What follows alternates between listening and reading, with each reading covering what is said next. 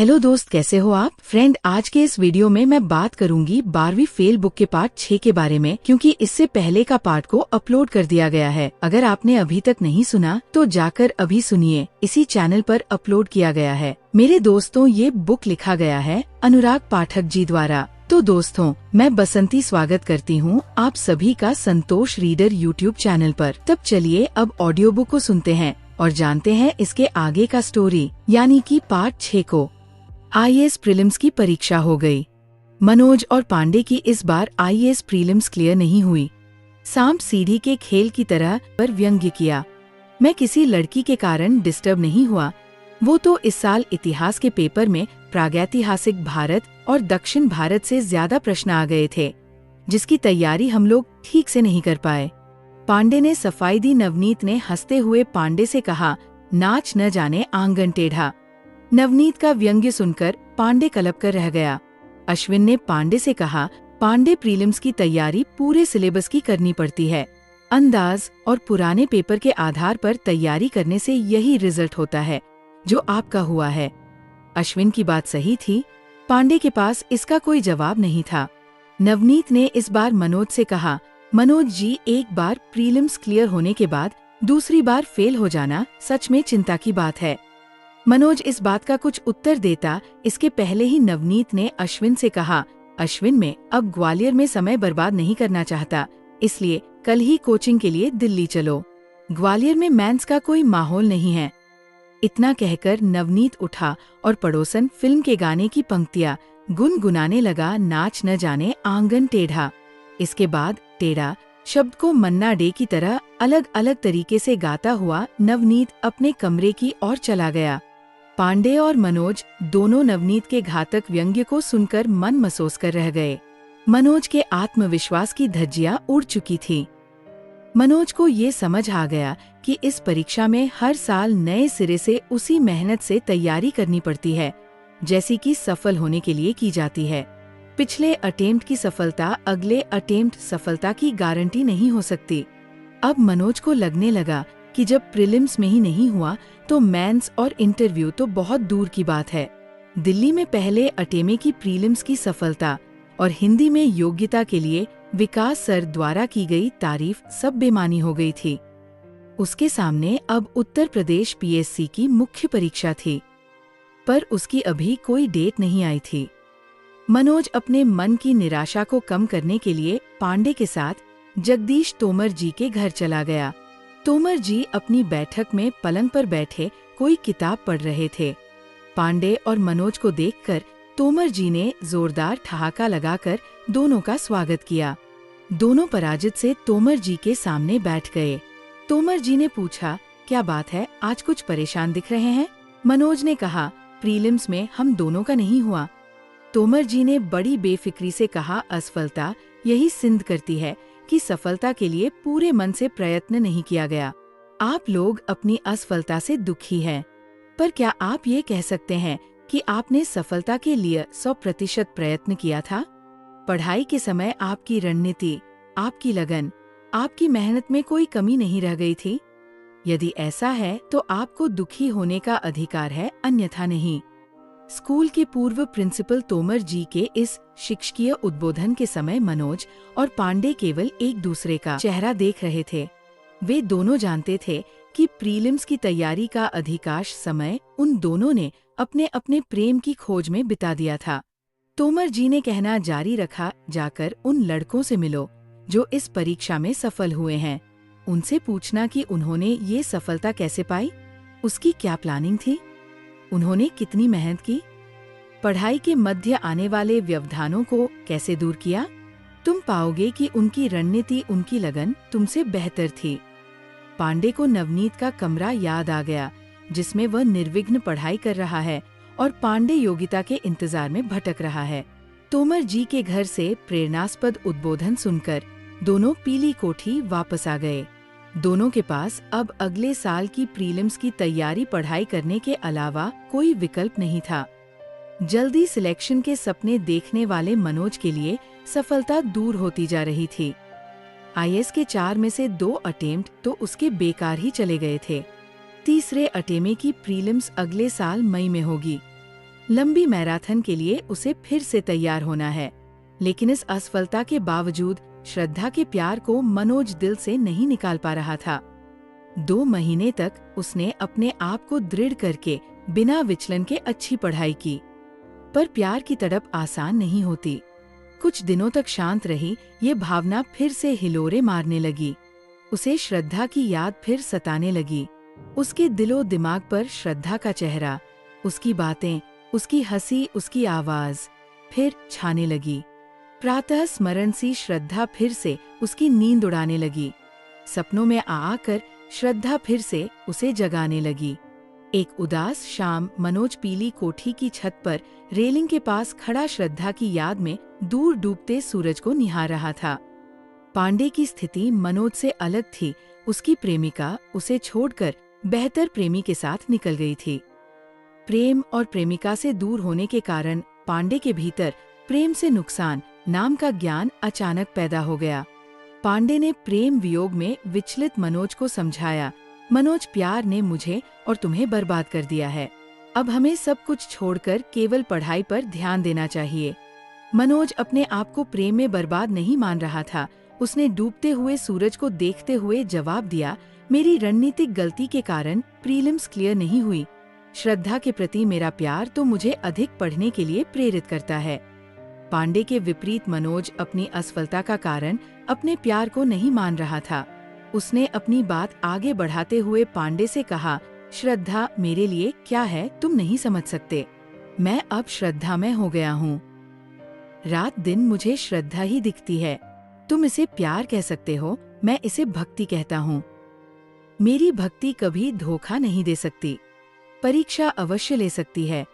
मनोज ने इन दिनों प्यार, भक्ति, भय, पढ़ाई, संकल्प का आपस में घालमेल कर लिया। पांडे ने उसे समझाने की असफल कोशिश बंद कर दी। 2 महीने अच्छी पढ़ाई करने के बाद फिर से मनोज को श्रद्धा की याद सताने लगी। मनोज का मन जब पढ़ाई से उचट गया तो उसने पांडे से कहा, पांडे, हम जगदीश तोमर जी के घर चलें? उनसे बात करके मोटिवेशन मिलता है। मनोज छूट चुकी पढ़ाई को पटरी पर लाने की कोशिश कर रहा था, इसलिए उसकी इच्छा जगदीश तोमर जी से मिलने की होने लगी। पांडे भी बहुत दिनों से जगदीश तोमर जी से नहीं मिला था, इसलिए दोनों जगदीश तोमर जी के घर चले गए। तोमर जी अपनी बैठक में हमेशा की तरह अपने पलंग पर लोड से टिके किताब पढ़ रहे थे। मनोज और पांडे को देखकर तोमर जी ने ठहाका मारकर उनका स्वागत किया। कैसी चल रही है पढ़ाई? तोमर जी ने मनोज और पांडे से पूछा। मनोज अपनी बात कहने के लिए मुंह खोलने ही वाला था कि पांडे बोल पड़ा, पढ़ाई नहीं, अब भक्ति चल रही है। किसकी भक्ति चल रही है? तोमर जी को पांडे का कथन समझ नहीं आया, इसलिए उन्होंने सहज उत्सुकता से पूछ लिया। श्रद्धा की। बमसा पांडे ने मनोज के सामने फोड़ दिया। पांडे शम करते थे, पर अब वो कह रहे हैं कि वह भक्ति करने लगे हैं। आप तो सुदर्शन हैं। मुझे उम्मीद है कि आपका इतिहास इस क्षेत्र में अवश्य समृद्ध रहा होगा। इसलिए इस मार्मिक विषय पर आपके विचार जानने हम आज यहाँ आए हैं। मनोज तोमर जी के घर पढ़ाई की भटकी हुई दिशा तलाशने आया था, पर पांडे शायद किसी दूसरे उद्देश्य से तोमर जी के घर आया था। मनोज की पोल खोलकर पांडे अब रिटायर प्रिंसिपल जगदीश तोमर की कोई गोपनीय प्रेम कहानी जानना चाह रहा था। मनोज की आंखों के सामने अंधेरा छा रहा था। उसे समझ नहीं आ रहा था कि पांडे इतना बेशर्म कैसे हो सकता है। हाँ, समृद्ध तो नहीं था, पर ठीक ठाक था। जगदीश तोमर ने ठहाका मारते हुए पांडे की बात का जवाब दिया। मनोज को विवेकानंद साहित्य के मर्मज्ञ जगदीश तोमर से इस तरह की किसी स्वीकारोक्ति की उम्मीद नहीं थी। ठीक ठाक का नाम बताएंगे या रहने दें? पांडे अपने दोनों हाथ मसलते हुए अब तोमर जी की किसी पुरानी प्रेम कहानी की खोज कर रहा था। अब तो बुढ़ा गई होंगी। तोमर जी ने अपने दोनों हाथों को फैलाकर जोर से ताली पीटते हुए कहा। मनोज की आंखें फटी जा रही थी। उसे समझ नहीं आ रहा था कि ये सब क्या बातें हो रही हैं, लेकिन तोमर जी की सहजता देखकर वो अब संतुलित हो रहा था। पांडे ने तोमर जी पर कृपा कर दी। उसने तोमर जी की बूढ़ी हो चुकी पूर्व प्रेमिका का नाम जानने की ज्यादा जिद नहीं की। मनोज जी श्रद्धा से बात किए बिना नहीं रह पा रहे हैं। श्रद्धा के कारण ये अत्यंत विचलित हैं। मैं जानता हूँ कि इसी विचलन के कारण मनोज की पढ़ाई डिस्टर्ब हो गई है, जबकि ये कह रहे हैं कि श्रद्धा इन्हें प्रेरित करती है। पांडे ने तोमर जी से मनोज की मनोदशा का वर्णन किया। यदि प्रेम है तो विचलन का तो प्रश्न ही नहीं उठता। प्रेम तो स्थिर करता है, एकाग्र करता है, मन की सारी नकारात्मकताओं को दूर करता है। प्रेम तो विस्तार का नाम है। यदि आप प्रेम में हैं, तो आप जो भी कार्य कर रहे हैं वो उत्साह से करेंगे, प्रसन्नता से करेंगे, पवित्रता से करेंगे, एकाग्रता से करेंगे। तोमर जी ने प्रेम पर अपने विचार व्यक्त किए। मनोज को तोमर जी के विचार उसके मनमाफिक लगे। वो ध्यान से तोमर जी के विचार सुनने लगा, लेकिन पांडे तोमर जी के विचारों से सहमत नहीं दिख रहा था। पर समस्या ये है कि श्रद्धा मनोज को प्रेम नहीं करती। पांडे ने तोमर जी को मसाला प्रदान किया। तो न करे। प्रेम की यही तो खूबसूरती है। ये अकेले भी किया जा सकता है।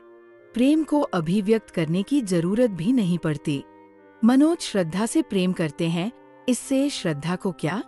इस प्रेम से लाभ भी तो मनोज को ही हो रहा है।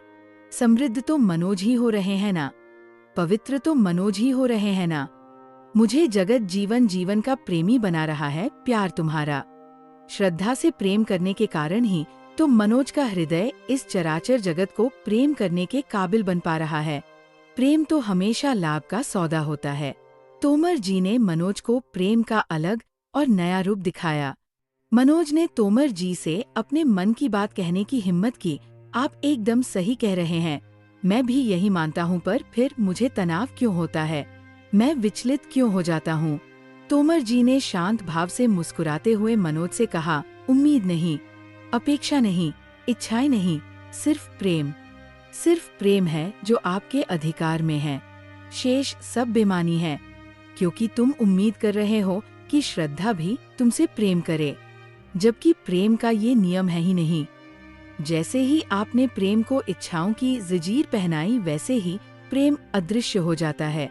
आपके अधिकार में केवल आपका मन है, दूसरे किसी का नहीं। मुझे लगता है कि बिना सफलता के, बिना पीएससी में सिलेक्ट हुए प्रेम मिलना संभव नहीं है। पांडे ने अपने दिल का दर्द तोमर जी को सुनाया। तोमर जी ने कहा, सफलता असफलता का प्रेम से क्या संबंध? आप सफल है तो प्रेम मिल जाएगा, असफल है तो प्रेम नहीं मिलेगा। ये कौन सा नियम है भाई? और सफलता क्या है? क्या तहसीलदार, थानेदार बनना ही सफलता है? जिस तरह से प्रेम को लोग ठीक से नहीं समझते, उसी तरह सफलता को भी लोग ठीक से नहीं समझते। क्या शक्ति, सत्ता, धन, प्रतिष्ठा प्राप्त करना ही सफलता है? मुझे लगता है संतुष्टि और आनंद के साथ देश हित में कोई भी काम आप पूरी ईमानदारी से करें तो आप सफल है। फिर चाहे आप थानेदार बन जाए या सुबह सुबह शहर की सड़क पर झाड़ू लगाएं। तोमर जी ने कहा। पांडे को उम्मीद थी कि तोमर जी मनोज को श्रद्धा से प्यार करने से रोकेंगे और पीएससी की पढ़ाई को अधिक गंभीरता से करने की सलाह देंगे, पर तोमर जी ने तो दूसरा ही राग अलापा, जिसे पांडे ने पसंद नहीं किया। लेकिन मनोज को लग रहा था कि तोमर जी एकदम सही कह रहे हैं। श्रद्धा से अपने प्यार के बारे में बात करने का कोई अर्थ नहीं। यदि उसमें ताकत होगी तो श्रद्धा अपने आप उसे प्यार करेगी। मनोज तोमर जी के घर से संतुष्ट होकर और पांडे असंतुष्ट होकर वापस पीली कोठी चले गए। सच में प्यार की राह इतनी आसान नहीं होती। संकल्प लेकर मन को नियंत्रित करना कठिन होता है। संकल्पों और विकल्पों में बार बार संघर्ष होता रहता है। तोमर जी ने मनोज को अपने प्यार को अपने मन में ही रखने का सुझाव दिया था। अभिव्यक्ति के स्थान पर अनुभूति पर बल दिया था। कुछ दिन मनोज ने श्रद्धा को फोन लगाने की कोशिश नहीं की, पर कब तक केवल अनुभूति को पालता रहे वह? जब बहुत दिनों तक श्रद्धा से बात नहीं हो पाती तो थोड़ी देर के लिए संशय का, अविश्वास का धुना उठने लगता है। कितना क्षणिक है ना सब। एक पल में भरपूर विश्वास तो दूसरे ही पल अविश्वास। अजीब प्यार है ये, जो एक समय में मजबूत दिखता है, फिर खुद को परखने में लग जाता है, डगमगाने लगता है। फिर ये अविश्वास, ये परखना, ये डगमगाना सब अस्थायी लगता है। स्थायी लगता है तो सिर्फ प्यार, उस प्यार की तड़प और उस प्यार की याद। कुछ दिनों श्रद्धा से बात न करने की तपस्या के बाद मनोज को फिर लगने लगता है कि श्रद्धा से बात किए बिना रहना मुश्किल है। न करूँ प्यार की बात, आवाज ही सुन लूं। एक बार बात कर लूं, फिर 2-3 महीने की छुट्टी। श्रद्धा भूल तो नहीं गई? अगर नहीं भूली तो क्या वह भी मुझे को उतना ही याद करती है जितना मैं उसे याद करता हूँ? ये जानना भी तो जरूरी है। बिना फोन पर बात किए कैसे जाने ये सब? इसलिए एक दिन मनोज ने हिम्मत करके श्रद्धा को एसटीडी से फोन लगा ही दिया।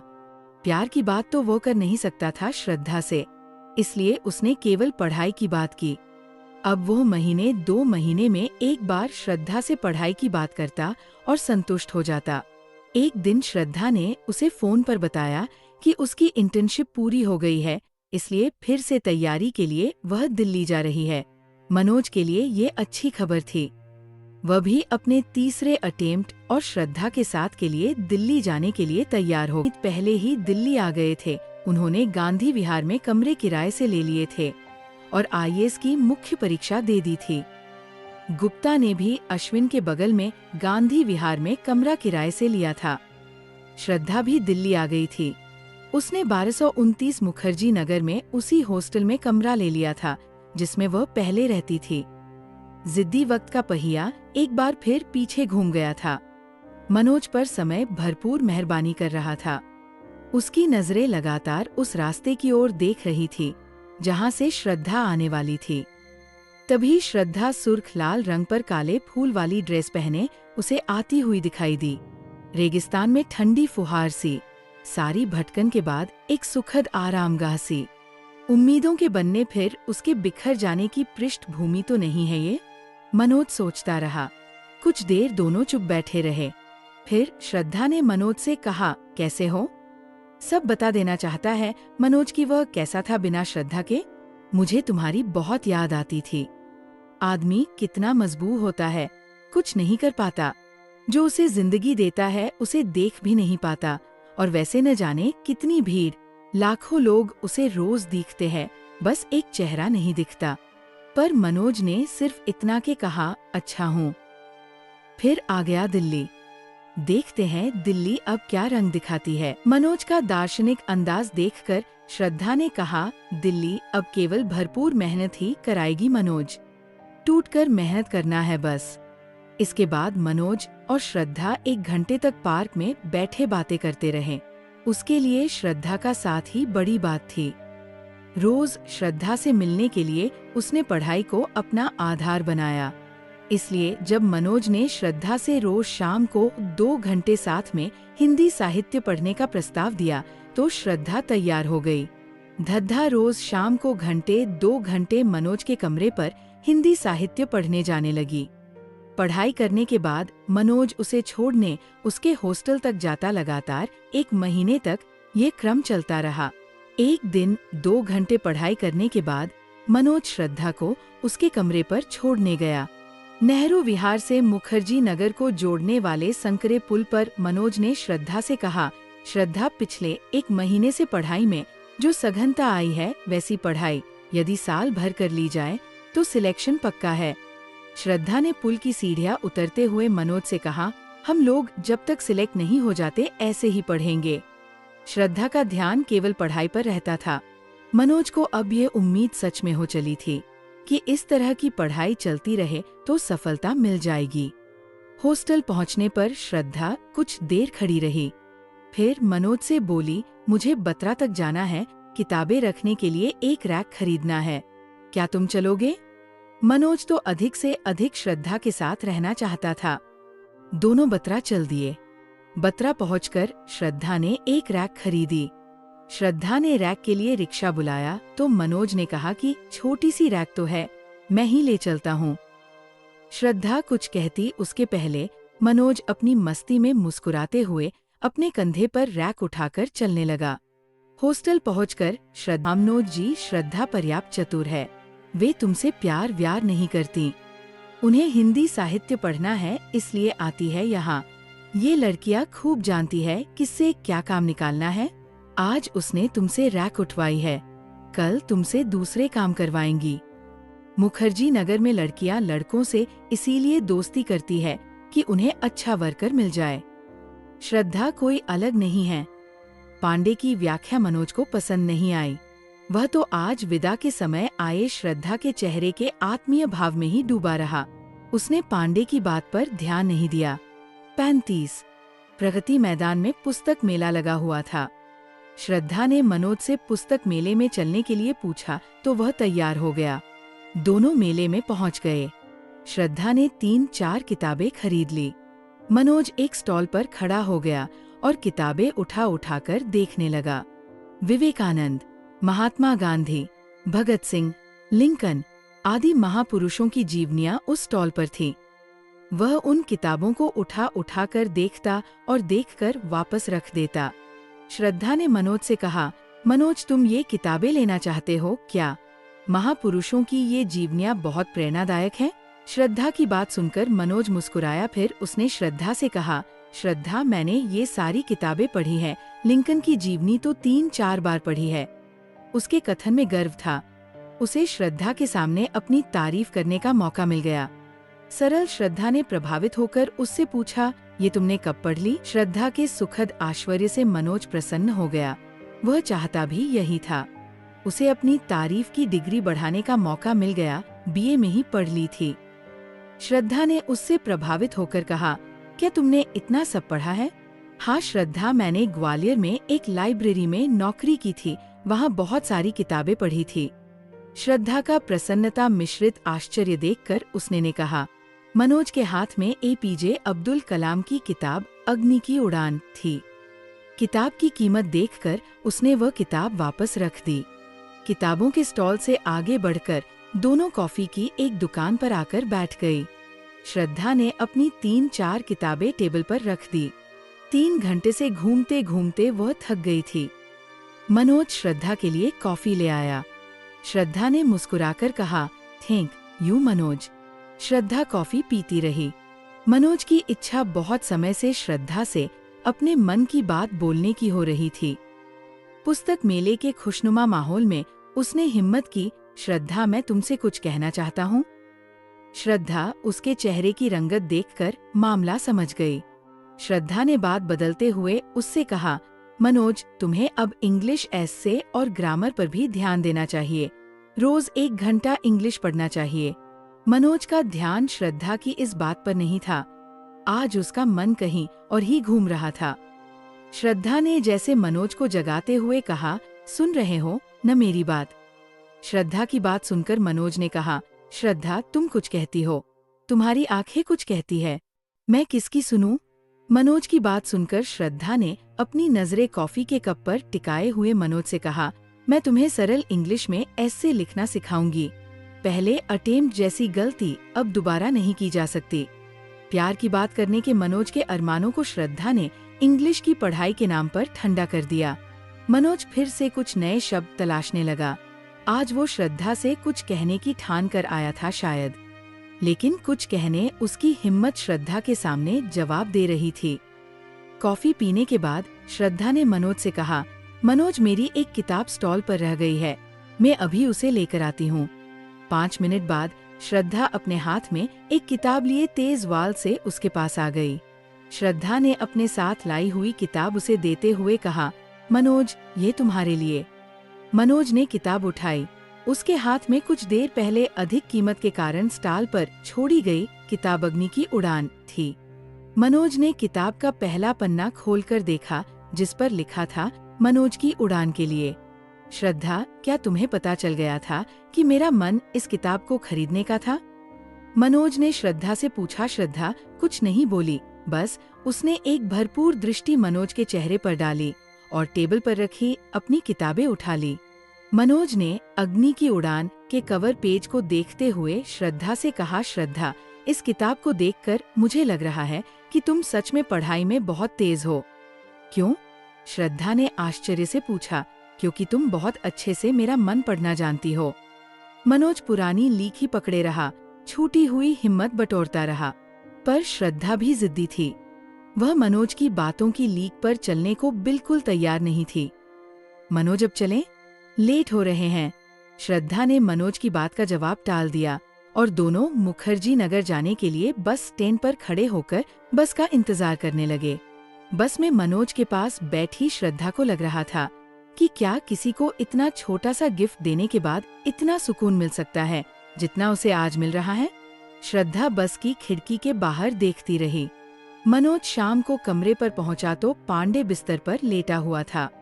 मनोज आनंदित था। उसने पांडे को श्रद्धा द्वारा दी हुई किताब दिखाई। मनोज सुख से किसी लड़की के साथ मेले में घूमे और पांडे अकेला कमरे डला रहे, ये बात पांडे को बहुत कष्ट दे रही थी। पांडे ने किताब हाथ में ली।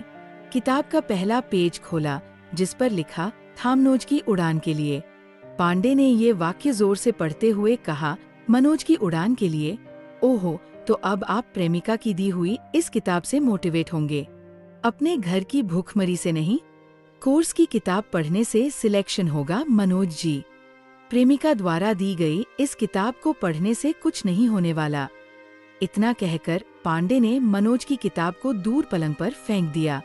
पांडे के इस व्यवहार पर आज मनोज को गुस्सा आने लगा, पर उसने अपने गुस्से को दबाते हुए कहा, पांडे, हमें इस तरह की मोटिवेशनल किताबें पढ़ना चाहिए। पता नहीं इस किताब की कौन सी बात कब हमारे काम आ जाए। प्रेम कर रहे मनोज से पांडे चिढ़ रहा था। चिढ़ते हुए पांडे ने मनोज से कहा, प्रेम में डूबे लोगों को प्रेमिका की हर बात मोटिवेशन लगती है। मनोज जी, तुमसे मुझे बहुत उम्मीदें थी। तुम्हारा संघर्ष और लक्ष्य के प्रति गंभीरता देखकर लगता था कि तुम जरूर सफल हो जाओगे, पर अब प्यार में फंसकर तुम अपने पतन की ओर अग्रसर हो रहे हो। मैं स्पष्ट कह रहा हूँ कि श्रद्धा से दूर रहने में ही तुम्हारा भला है। एक तरफा प्यार के चक्कर में तुम अपने आप को बर्बाद कर लोगे। श्रद्धा मेरे लिए क्या है तुम अच्छे से जानते हो। तुमसे कुछ भी नहीं छुपा। श्रद्धा के कारण मैं और अधिक गंभीरता से पढ़ पा रहा हूँ। श्रद्धा मेरी पढ़ाई में लाभ ही पहुँचा रही है। उसने पांडे को समझाने की कोशिश की। ये सब बेकार की बातें हैं। अपने आप पर नियंत्रण बेहद जरूरी है मनोज। पांडे ने मनोज से नाराज, मैं श्रद्धा के बिना नहीं रह पाऊंगा। मुझे आपसे यही उम्मीद थी मनोज जी। इतना कहकर पांडे ने तुरंत अपना सूटकेस उठाया। उसमें अपनी किताबें और कपड़े भरे और दीवार पर उसके द्वारा चिपकाया गया संविधान के मौलिक अधिकारों का पेज उखाड़ दिया और मनोज से फिर कहा, यहाँ अपनी प्रेमिका का फोटो चिपका लेना मनोज। मौलिक अधिकार पढ़ने की जरूरत तो अब तुम्हें नहीं रही। श्रद्धा का फोटो देखकर ही पास हो जाओगे। मनोज कुछ कहता इसके पहले पांडे कमरे से बाहर निकल गया। मनोज पांडे के पीछे पीछे गया, लेकिन पांडे एक रिक्शे पर बैठकर जा चुका था। 36 एक दिन अश्विन और नवनीत भागते हुए मनोज के कमरे पर आए। मनोज से घबराए हुए स्वर में अश्विन बोला, मनोज, गुप्ता को पुलिस ने पकड़ लिया है। मुखर्जी नगर की पुलिस चौकी में बिठा लिया है। जल्दी चलो। तीनों मुखर्जी नगर पुलिस चौकी पहुँचे तो देखा कि गुप्ता एक स्टूल पर घबराया बैठा है और उसे एक हवलदार डांट रहा है। हवलदार, यदि तुम पर केस बन जाए तो तुम्हारी जिंदगी बर्बाद हो जाएगी। आईएएस की बात तो दूर, चपरासी बनने लायक भी नहीं रहोगे। बोलो, बनाऊं केस? मनोज हवलदार का व्यवहार देखकर घबरा गया, पर उसने बड़े शालीन तरीके से उससे पूछा, क्या हुआ सर, क्या गलती हो गई गुप्ता से? हवलदार ने देखा कि एक आरोपी के 3 साथी उसे छुड़वाने आ गए हैं तो वह चिढ़ गया। उसने मनोज से कहा, भाई साहब बत्रा के पीछे बैठकर खुलेआम शराब पी रहे थे। मना किया तो बोलने लगे कि आईएएस की तैयारी कर रहा हूँ। मैं अपनी औकात में रहूं। मैं इन पर सार्वजनिक स्थल पर शराब पीने का केस बना रहा हूँ। इसे अपनी औकात दिखाता हूँ। गुश्तता ने धीरे से हवलदार की दी हुई जानकारी में संशोधन किया। शराब नहीं थी, वो बियर थी। गुप्ता के इस व्यर्थ के संशोधन पर किसी ने ध्यान नहीं दिया। मनोज, अश्विन और नवनीत समझ गए कि गुप्ता अपनी गलती और नशे के कारण बड़ी मुसीबत में फंस गया है। अश्विन ने हवलदार से कहा, सर इसे माफ कर दीजिए, आगे से कभी ऐसी गलती नहीं करेगा। नवनीत ने हवलदार को संतुष्ट करने के लिए गुप्ता के सर पर चपत लगाते हुए कहा, क्यों गुप्ता, तुम्हें शर्म नहीं आती सर से बदतमीजी करते हुए? माफी मांगो सर से। गुप्ता तुरंत हवलदार के पैरों में गिर गया। उसे शायद समझ आ गया था कि अब अकड़ने का कोई फायदा नहीं। मनोज ने हवलदार से कहा, सर माफ कर दीजिए प्लीज। हवलदार पिघल गया था। उसे ऐसे कई केस मुखर्जीनगर में देखने को मिलते थे, पर वो डरा धमकाकर ऐसे लड़कों को छोड़ देता था। गुप्ता भी छूट गया। हवलदार ने जाते जाते कहा, तुम्हारे माँ बाप ने बड़ी उम्मीदों से तुम लोगों को यहाँ पढ़ने भेजा है। पढ़ाई पर ध्यान दो, कभी भी अपने माँ बाप को धोखा मत देना। मनोज को हवलदार भला आदमी लगा। उसने हवलदार को धन्यवाद दिया और सभी लोग गांधी विहार पहुंच गए। गुष्ठा ने सबसे कहा, इस हवलदार को मैं नहीं छोड़ूंगा। अब मेरी जिंदगी का एक ही लक्ष्य है, आईपीएस बनना और इस हवलदार को सस्पेंड करना। गुप्ता की बकवास पर किसी ने ध्यान नहीं दिया। अपने पापा को फोन किया। जब तक वह अपनी बात पिता से कहता, पिता ने कहना शुरू कर दिया, साले सब हरामी हैं, किसी को देश की चिंता नहीं, मोय फिर सस्पेंड कर दो, मैं ना मानूंगो, डिप्टी डायरेक्टर की अक्ल ठिकाने लगा देंगो। मैंने भी ठोक के कह दी है कि भूखों मर जाऊंगा, पर मैं पीछे नहीं हटूंगा। पिता की अमूर्त बातों से मनोज ये नहीं समझ सका कि इस बार उनके सस्पेंशन की क्या वजह है, पर वो इतना जरूर समझ गया कि उसे उनसे पैसों की उम्मीद नहीं करना चाहिए। वो वापस निराश होकर अपने कमरे पर आ गया। उसने आज अपने पिता से चर्चा के बाद यही सीखा कि उसे अपने पिता से केवल एक चीज मिल सकती है, वह उनकी जिद्दी प्रवृत्ति और कभी हार न मानने का हौसला। मनोज कमरे में बैठकर अपने पिता के बारे में सोच ही रहा था कि श्रद्धा आ गई। उसने श्रद्धा को अपने पिता के सस्पेंशन और आज के फोन की पूरी घटना कह सुनाई। श्रद्धा मनोज के पिता से प्रभावित हो रही थी। उसने मनोज से कहा, मनोज, तुम्हारे पिताजी सच में अपने सिद्धांतों पर चलने वाले इंसान हैं। श्रद्धा के मुंह से अपने पिता की तारीफ सुनकर मनोज उत्साहित हो गया। इस उत्साह में उसने श्रद्धा से पूछा, क्या तुम मेरे साथ नेहरू विहार के हनुमान मंदिर तक चलोगी? श्रद्धा मनोज के साथ मंदिर चल दी। मनोज मंदिर में हनुमान जी की मूर्ति के सामने आंखें बंद किए बैठा रहा। कुछ देर आंखें बंद करने के बाद मनोज ने आंखें खोल ली। मनोज ने श्रद्धा से कहा, श्रद्धा, मैंने आज संकल्प लिया है, चाहे कुछ भी हो जाए, चाहे कैसी भी परिस्थिति आए, मैं हमेशा अपना संघर्ष जारी रखूंगा। मुझे सफलता मिले न मिले, मैं ईमानदारी का रास्ता कभी नहीं छोड़ूंगा। मैं अपने पिताजी के सिद्धांत पर चलूंगा। मनोज संकल्प लेकर श्रद्धा की प्रतिक्रिया का इंतजार करने लगा। श्रद्धा ने मनोज को संकल्पवान होते हुए देखा तो उसने मनोज को प्रेरित किया, मनोज, तुम्हें जरूर सफलता मिलेगी। श्रद्धा द्वारा संकल्प पर मोहर लगा देने से उसका उत्साह दुगुना हो गया। आत्मसम्मान और श्रेष्ठत्व के भाव को लिए वो मंदिर से बाहर निकला। मंदिर के बाहर गरीब मजदूर का एक परिवार भीख मांग रहा था। मनोज और श्रद्धा से उन्होंने कुछ पैसे मांगे। पूछने पर पता चला कि वो लोग भिखारी नहीं हैं, बल्कि बुंदेलखंड के खेतीहर मजदूर हैं। 4-5 दिन तक भटकने के बाद भी उन्हें दिल्ली में कोई मजदूरी नहीं मिली। उनके सारे पैसे समाप्त हो गए, इसलिए उन्हें अब वापस जाने के लिए किराए की जरूरत है। मनोज ने उस आदमी से पूछा, कितने रुपए चाहिए तुम्हें वापस अपने गांव जाने के लिए? 1000 रुपया किराओ लग है महोबा तक को। मजदूरों के दल के बुजुर्ग आदमी रोनी सूरत बनाकर बोला। मनोज ने सोचने में एक पल भी गवाए बिना अपनी जेब में पड़ा 100 रुपए का नोट उस बुंदेलखंडी मजदूर को दे दिया। मनोज, ये क्या किया तुमने? तुम्हारे पास ये आखिरी 100 रुपए थे। क्या पता ये लोग सही भी कह रहे हैं या नहीं? इनका ये पैसे कमाने का तरीका भी हो सकता है। श्रद्धा ने अपने मन की आशंका मनोज के सामने प्रकट की। मनोज ने रुपए देना ही है। मनोज शायद अब तर्क और दिमाग से ठसाठस भरी इस दुनिया में नहीं था, बल्कि भावनाओं के गीलेपन में डूब गया था। उसने शर्म और संकोच त्याग कर आसपास खड़े लोगों से इन मजदूरों की व्यथा सुनाकर कुछ पैसे मांगने शुरू किए। वह हर आने जाने वाले से, दुकानदारों से पैसे मांग रहा था। कुछ लोग उसे दुत्कार रहे थे, कुछ पागल कह रहे थे। राहगीरों और दुकानदारों ने उसे पैसे नहीं दिए।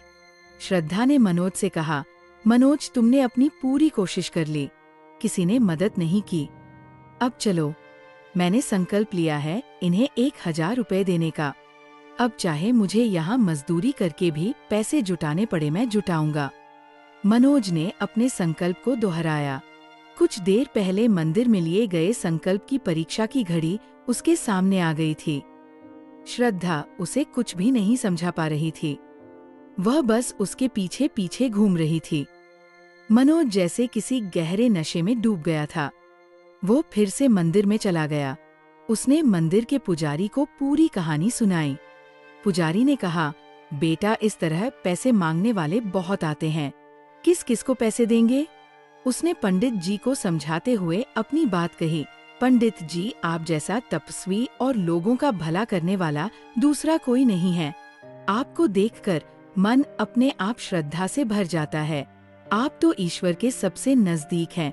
हम सांसारिक लोगों से ज्यादा उसकी लीला समझते हैं। पता नहीं ईश्वर कब इंसान की शक्ल में हमारे सामने आ जाए। वो देखिए, वो छोटी बच्ची कैसी कातर निगाहों से आपकी ओर देख रही है। आप तो जानते ही है, विवेकानंद जी ने कहा है कि नर सेवा ही नारायण सेवा है। वह कुछ देर पुजारी जी पर अपनी बात की प्रतिक्रिया जानने के लिए चुप हो गया। पुजारी जी पर उसकी बातों का शायद सकारात्मक असर हो रहा था। वह उस गरीब परिवार को देख रहे थे। आप यहाँ आने वाले भक्तों से बोल देंगे तो इन गरीबों की मदद हो जाएगी, उसने मौका देखते हुए कहा।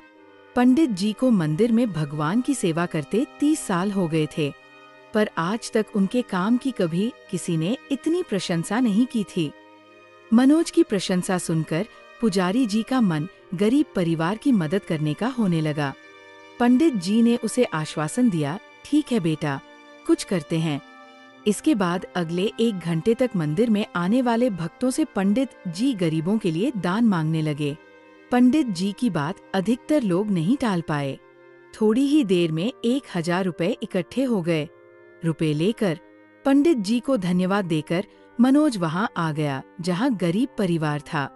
उसने पूरे पैसे उस आदमी को दे दिए। श्रद्धा को आज उसका एकदम नया रूप देखने को मिला। श्रद्धा उससे कुछ कहना चाहती थी पर वो कुछ कह नहीं पाई। दोनों चुपचाप नेहरू विहार की ओर चल दिए। श्रद्धा को लग रहा था कि उसने आज कोई अलौकिक दृश्य देखा है, जिसके कारण उसका मन आनंद से भर गया था। 38 अब ये तय हो चुका था कि मनोज को अपने घर से आर्थिक मदद नहीं मिलेगी। पैसे न मिलने से दिल्ली में उसका रुकना असंभव हो जाए। इन लोगों का खाना बनाने एक कुक आता था। कुल मिलाकर ये व्यवस्था उपयोगी और सस्ती थी। पैसे स्वत्म होने के कारण मनोज इस समूह में कैसे सम्मिलित होगा उसे समझ नहीं आ रहा था। मनोज ने अरुण से बात की। अरुण सर, क्यों ना हम लोग कुक को हटा दें? आजकल अच्छा खाना नहीं बना रहा, लेट भी आता है। कुक की जगह मैं खाना बना दिया करूँगा। बाजार से सब्जी और दूसरा सामान लाने का काम भी मैं कर दूंगा। मेरे पास अभी घर से पैसे आना बंद हो गए हैं, इसलिए खाने के लगने वाले पैसे में नहीं दे पाऊंगा। अरुण और उसका पार्टनर कुक की लेट लतीफी और बेस्वाद खाने से पहले ही दुखी थे। मनोज का प्रस्ताव उन्हें बुरा नहीं लगा। उन्होंने मनोज को कुक की जगह खाना बनाने का और किचन के दूसरे काम करने की अनुमति दे दी। इस तरह मनोज की दिल्ली में भोजन की व्यवस्था हो गई। मनोज को अभी भी दिल्ली में रहने के लिए किराए और दूसरे खर्च के लिए पैसों की जरूरत थी। एक दिन ग्वालियर में शब्द प्रताप आश्रम के पास रहने वाला लड़का सचिन शर्मा दिल्ली तैयारी करने आ गया। उसे भी रूम पार्टनर की जरूरत थी, इसलिए वह मनोज का रूम पार्टनर बन गया। एक दिन मनोज ने अपनी समस्या श्रद्धा को बताई। श्रद्धा, मुझे यदि दिल्ली में रहना है तो अब कुछ न कुछ काम करना पड़ेगा। स्थाने की व्यवस्था तो मेरी हो गई। मैंने कमरे पर अपने पार्टनरों का खाना बनाना शुरू कर दिया है, पर कमरे के किराए और दूसरे खर्चे के लिए 1000 रुपए तो हर महीने चाहिए ही। श्रद्धा ने कहा, हम विकास सर के यहाँ चलते हैं, हो सकता है वहाँ कुछ काम मिल जाए। नहीं श्रद्धा, मैं विकास सर को अपनी समस्या नहीं बता सकता। मेरी सफलता की उन्हें बहुत उम्मीद है। मैं उन्हें अपनी परेशानी बताकर निराश नहीं कर सकता। मनोज विकास सर की नजरों में अपना महत्व कम नहीं करना चाहता था। ठीक है, फिर हम दूसरी कोचिंग में चलते हैं, कहीं न कहीं काम जरूर मिल जाएगा। दोनों ने मुखर्जी नगर की कई कोचिंग में काम की तलाश की, पर किसी ने कहा कि उनके पास कोई काम नहीं था। किसी ने कहा उनके पास ऑफिस में बैठकर कोचिंग में पूछताछ करने आ रहे लड़कों की काउंसलिंग करने का काम है, जिसमें रोज 8 घंटे देने पड़ेंगे। किसी ने कहा कि उनके यहाँ क्लास नोट्स बनाने का काम है, पर उस काम के लिए आईएएस की मुख्य परीक्षा पास होने की शर्त लगा दी। मनोज की वही स्थिति हो गई जो लाइब्रेरी में नौकरी करने के पहले थी। वही निराशा उसके सामने फिर से थी, जो एक बार ग्वालियर में वह देख चुका था। मनोज ने श्रद्धा को उसके कमरे पर छोड़ा और हताश होकर नेहरू विहार जाने लगा। मुखर्जी नगर में ही श्रद्धा के हॉस्टल से थोड़ी दूर एक बंगले के सामने 8-10 कारें खड़ी थी। मनोज जब उन कारों के पास से गुजरा तो उसने देखा कि एक लड़का उन कारों को धो रहा है। मनोज ने लड़के से पूछा, क्यों भैया, तुम्हें इन कारों को साफ करने के कितने पैसे मिलते हैं? लड़के ने कहा, क्यों बताएं? मनोज को लड़के का उत्तर अजीब लगा, लेकिन उसने डरते डरते उस बड़े से बंगले की घंटी बजाई। घंटी बजते ही अंदर से कई कुत्तों के भौंकने की आवाज आई। वह डर के 2 कदम पीछे हट गया।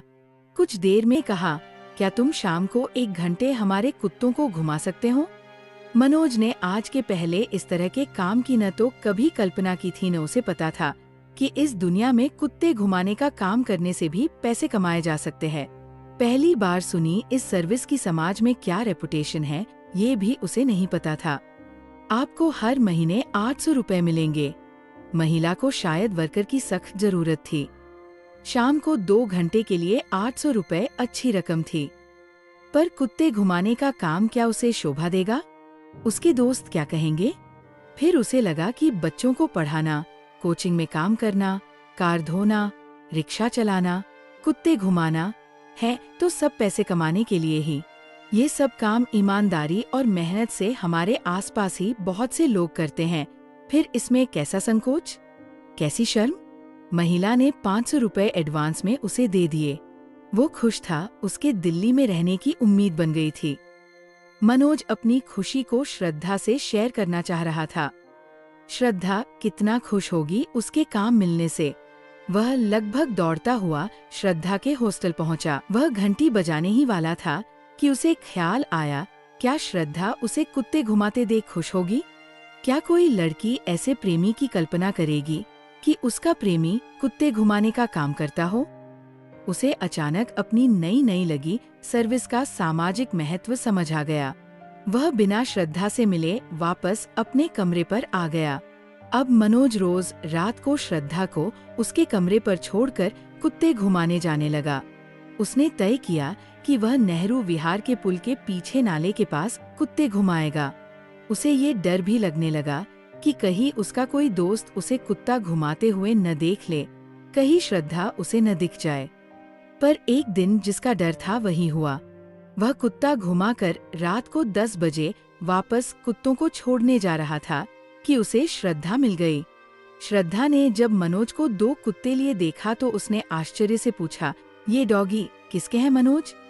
मनोज को समझ नहीं आया कि वह क्या कहें, पर श्रद्धा से झूठ बोलने का उसका कोई इरादा नहीं था। उसने कहा, श्रद्धा, मुझे कुत्ते घुमाने का काम मिल गया है। रोज 2 घंटे शाम को 800 रुपए मिलते हैं।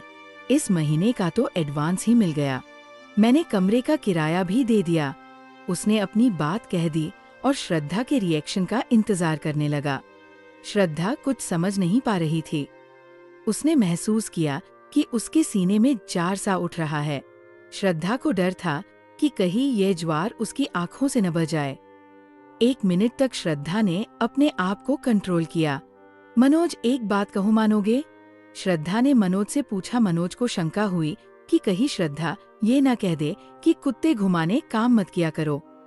मनोज डरते हुए कहा, कहो श्रद्धा, कल से मैं भी तुम्हारे साथ चलूं क्या? श्रद्धा ने मनोज से कुत्ते घुमाने में साथ जाने की अनुमति मांगी। उसने श्रद्धा से पूछा, क्या तुम्हें मेरे साथ कुत्ते घुमाते हुए संकोच नहीं होगा? श्रद्धा कुछ देर उसे देखती रही। फिर श्रद्धा ने ना में अपनी गर्दन हिला दी। एक दिन शाम को अपने कंधे पर लगे स्टार और आईपीएस लिखा हुआ दिखाया। ये जो स्टार है ना मनोज, ये मुझे अब प्रेरणा देंगे। मैं इन स्टार और आईपीएस के इस तमगे से मोटिवेट होऊंगा। गुप्ता ने आगे कहा, अब मैं ये वर्दी पहनकर ही रोज पढ़ता हूँ, जिससे मुझे याद रहे कि मुझे आईपीएस बनना है और उस हवलदार दलजीत सिन्हा को सस्पेंड करना है। मैं उसे बर्बाद करके रहूंगा।